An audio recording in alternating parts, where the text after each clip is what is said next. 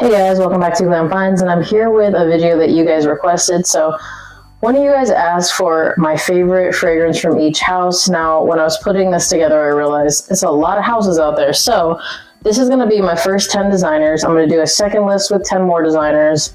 And then I'm going to do a Middle Eastern list and then a niche indie list. Or maybe one niche indie, or maybe one niche list, one indie list, but I don't know. We'll see how it goes. But right now, I think none of these are really going to surprise you. So I think I've reviewed most of these. Let's go ahead and start off with the one I'm going to wear today from the house of Jean Paul Gaultier. It's Jean Paul Gaultier Le Beau EDT.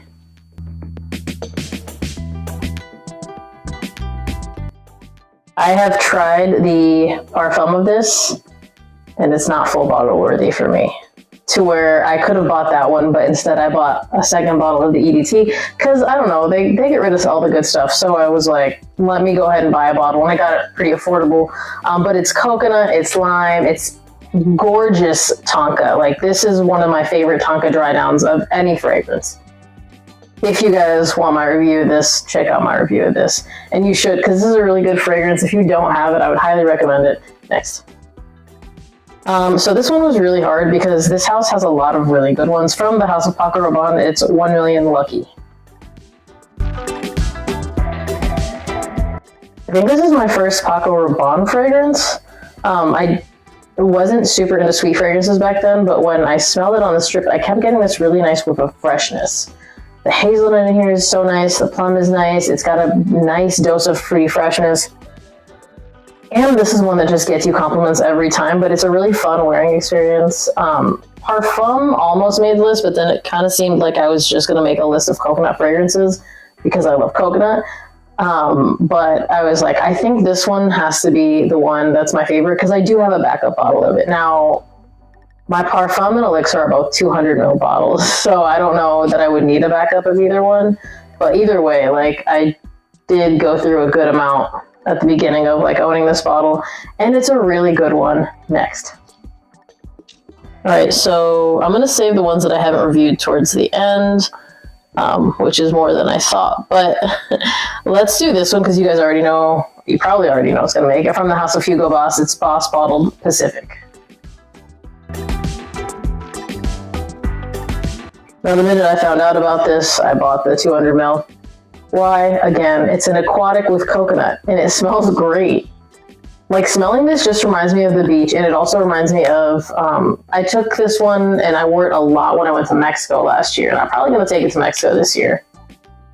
But it's a really, really nice one, and I would say it's underrated, but I don't think it is. I think people know about this one. It's a really easy grab and go for the summer. Probably my second favorite would be the scent Absolute, but I don't wear that as much because I'm more into summer scents and I live in California. So next, let's just stick with the coconut theme. From the house of Dolce Gabbana, it's, believe it or not, Light Blue Sun. I know everyone's all obsessed with the one, but I love aquatic fragrances, and this is kind of in the same vein as the last one. It's an aquatic with a coconut note. Pretty sunscreeny.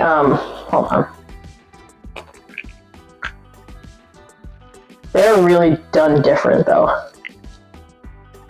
But in my opinion, if you like one, you'll probably like the other. When it comes to the Dolce & Gabbana line, this is the one that I reach for the most. Because again, although Light Blue Original is really, really nice, but I really like Sun. So next. Yeah, I'm not going to talk too much about this one. From the house of Yves Saint Laurent, it's Y EDT, the new one. It performs, everybody loves it, and I can wear it year round. Always gets me compliments, and again, it's just really versatile. Sweet, fresh, has everything you need for a grab and go fragrance, but year round. I wear it in the winter, I wear it in the summer, there's nowhere you can't wear it, and that's the best part of this fragrance. Next.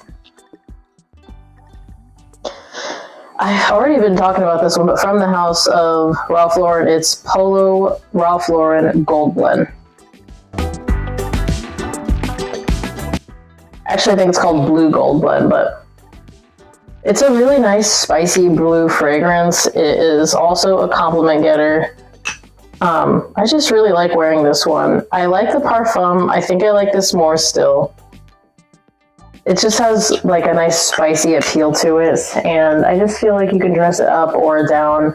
I feel like I love the way that they did this fragrance. Now the blue line is such an easy wear line in general, but I just feel like they did this one with a lot of class, and I dig it. Next. Alright, I don't think I reviewed any of these, but I talk about them. This one, I hate to even put it on here, but I'm not going to lie about it because it's discontinued, but I love it the most. From the house of Calvin Klein, it's Eternity Summer 2020. I bought this because of the coconut note, but this is such a unique fragrance and it has a nice, beautiful resinous dry down. It is not what you would think when you think of an Eternity Summer fragrance.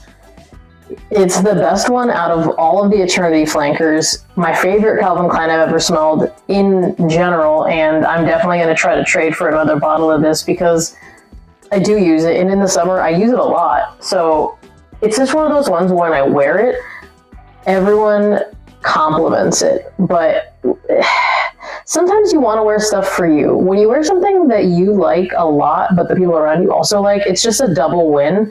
And that's what I get with that one. And I love reaching for it. It's got a beautiful, bright opening, but the dry down is also gorgeous. It's perfect from the beginning to the end of the fragrance, and there's not too much more I can say about it. Next. All right, these three are like the bottles I've only had for the last like 4 or 5 months, something like that. Let's do this one first. It's just like a really easy reach, since we just did an easy reach from the house of Chanel. It's Chanel Allure Homme 4 Eau Extreme. It's nice, it's sweet, it's kind of musky. It's just a grab and go, and this is another one that I like, but the people around me also like. So it's just an easy reach one. I don't want to think about what I'm going to wear. I also wear it in the summer, and I'm talking dead of the summer. And I haven't had too many issues. I mean, as long as you don't overspray, it's not really a problem. Most likely when I reach for it in the summer, it's going to be more an evening or like an indoor thing, but I could wear it outdoors. I think I would much rather wear something like less sweet, like Versace Pour Homme, Missoni Wave, although Missoni Wave's pretty sweet too, when it comes to summer. But I reach for this and I think it performs really well, so why not wear it? Next. Okay, last two. This one I talked about recently, so let's just get it out of the way. From the house of Giorgio Armani, it's Acqua di Gio Profondo. I initially liked Profumo more, but this is more sweet. I like the EDP as well, but I think right now, and it could just be because I've been wearing this a lot more lately, I've been reaching for this. So it's my favorite right now. Could go back to the EDP because, you know, it could go back and forth. The EDP has a little bit of actually the EDP has less sweetness, the Acqua di Gio Eau de Parfum. So I think that's why I reached for this one more. I kind of like that sweetness. It's a really nice one. The 2024 EDP of that is coming out soon. I'm going to buy a bottle of that as well. I'm kind of curious to see if they do anything different with it, but it's a really good one. I wouldn't mind having another bottle. Next. Okay, I'm not going to talk too much about this one. From the house of Dior, it's Dior Homme Parfum. I've never reviewed the Intense, and that's because I didn't really care about it. I just always thought Valentino Intense was a million times better, so I was like, whatever, and I never really wore it. I actually decanted. I had like a 50 ml bottle that I traded for, and I decanted a lot of it. Not the biggest fan. This, though, I smelled it at the Paris de Gaulle airport, and I was like, oh, wow, this is really nice. So I didn't buy it on my way to Egypt, but on my way back, I bought it because I kept this strip in my pocket, and that's kind of how I test stuff. I'll keep a strip in my pocket, and if I keep going back to smell it, and I'm like, I really dig it, I buy it. So I bought it, and I love it. And it's a really good price if you actually buy it from duty free, by the way. It's a lot different price-wise. I think it was worth every penny. And when I finish this bottle, I'm going to buy another one, and that's with all of these.